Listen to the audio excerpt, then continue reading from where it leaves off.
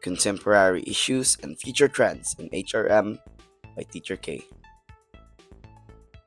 HRM stands for Human Resource Management, and the people that manages, well, people. And here's the deal about HR. HR used to be about filing papers, nagging people over their attendance, and handling payslips. But HR today have a totally different beast.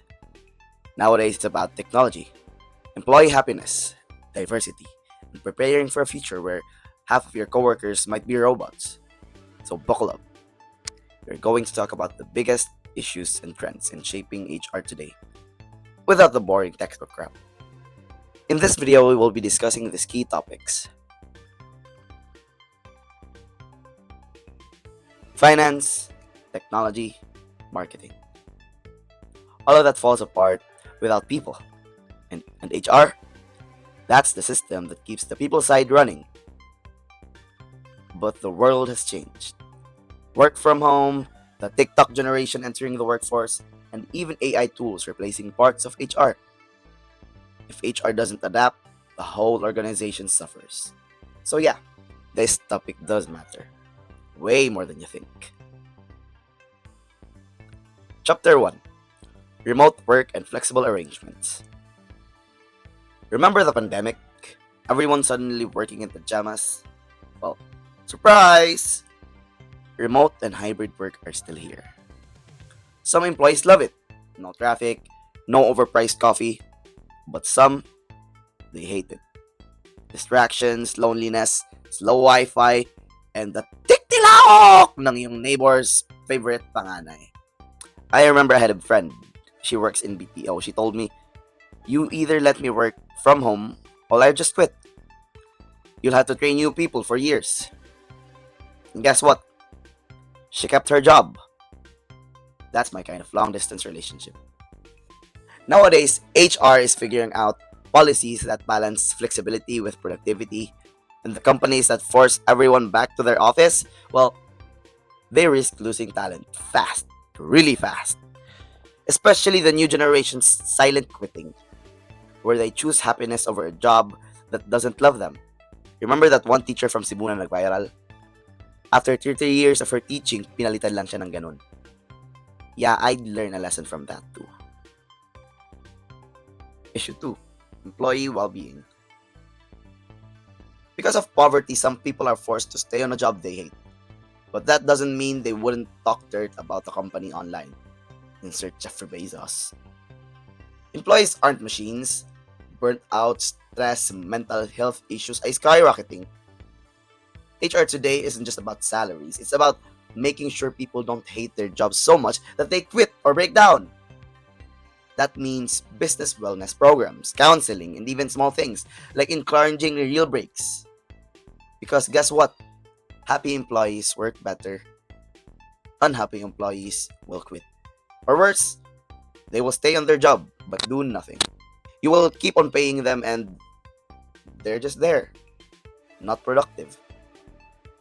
Chapter 2: DEI, Diversity, Equity, and Inclusion. The third issue is diversity, equity, and inclusion. Another huge trend, DEI. Sounds fancy, but it's just basically this. Does your workplace respect people of different genders, ages, backgrounds, and their identities? Or is it stuck in the 1980s? Anti-gay, anti-joy, bully all day, women can't vote, boys club mindset. HR now has to push for policies that make work fairer and more inclusive. Not because of it's a buzzword, but because diverse teams actually perform better. Plus, no one wants to work for a company that looks like it's allergic to progress. And besides, a company allergic to DEIs are literally illegal. So if you think your company is doing these things, well, you can report for compensation. Chapter 3: Artificial Intelligence in the HR. Gone are the days of filing cabinets. HR today uses Human Resources Information Systems, or HRS, HRIS for short. Or they just stack everything: attendance, payroll, and performance. And now, AI is creeping in. Robots that scan your resume and reject you without a single human ever looking at your skills. AI chatbots for employee questions that feels so unhuman that even predictive analytics guess who's about to resign or whose job will be replaced by AI long before they quit. Is it cool? Kinda. Is it creepy? Also, yeah. HR needs to balance tech efficiency with remembering that employees are still humans, not just data points. So when AI starts replacing people, chaos happens. They said they'll give us AI that do things that we don't like. So they made robots that copy our art and music styles. In case they forgot, we still love painting music and listening to art. Where's the AI that washes my dishes and irons my clothes, huh? The fifth issue is gig economy and flexible work because not everyone wants to work a 9 to 5 anymore. Welcome to the gig economy. Grab drivers, online freelancers, TikTok influencers. They are now making bank. HR has to adapt to managing a workforce while half of their people aren't full time employees but contractors, part timers, or just project based. This is tricky. Benefits, loyalty, engagement all look different in a gig driven world. Loyal to a company? In this economy, girl, we need more sources of income. Teachers selling products online, guards being drivers off shift, all kinds of jobs being bloggers just to earn extra cash. Hoy, tingnan mo yung teacher o nagti-TikTok. Kailangan niya pumita ng pera. May bilibenta siya oh. One time in Southeast Asia, I met a Grab driver who was actually a CEO of a well-known company. He's just old and likes talking to people so he can learn the language, but still, even people like him has a gig. Ano pa kaya tayong mga taong walang kontrata sa flood control projects? Discard up. Chapter 4. Sustainable HR Practices. In the future, HR will rely heavily on its data. Instead of a manager saying, I feel like that employee is lazy, HR will pull dashboards with productivity metrics, training results, and engagement surveys. Data does not lie, unless it's garbage data, then. So, the trend is better analytics equals better HR decisions. I remember this one Reddit story of how one employee was reported by a coworker for always sleeping on the job.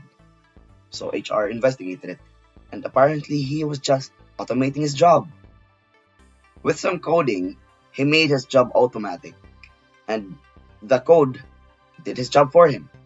The person who reported the coder, well, he was laid off, removed from the job.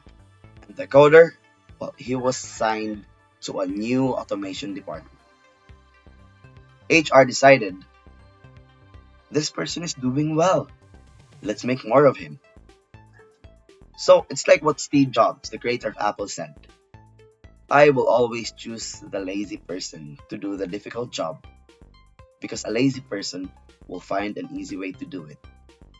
And based on the data we have about Apple as a company, well, let's just say he was right. It's worth billions nowadays, so...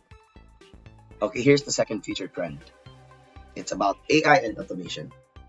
Here's a scary thought. Will AI replace HR? Honestly, maybe parts of it. Resume screening, it's automated. Payroll processing, also automated. Basic employee questions, automated.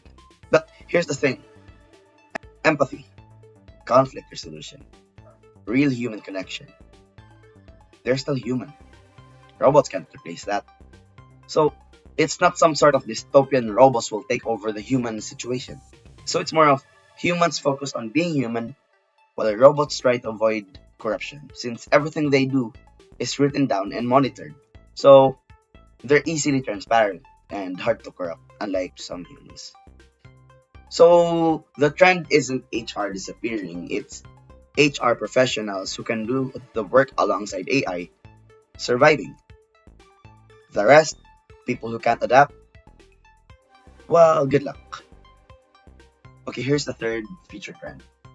Sustainability isn't just about the planet, it's also about the people. A company can't burn employees out every year and expect to survive. No. HR must create systems that support long-term growth, fair compensation, clear career paths, flexible work, green workplace practices, supporting community programs. And yeah, it ties into ESG. Companies are being judged not only on profit, but also how they treat people and how they treat the environment. HR is in the front line of making that happen. In fact, people tend to leave unsustainable companies. And if not, time catches up to them.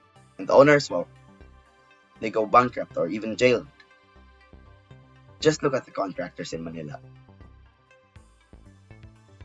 Okay, these all sound nice, right? But reality check, all of these cost money.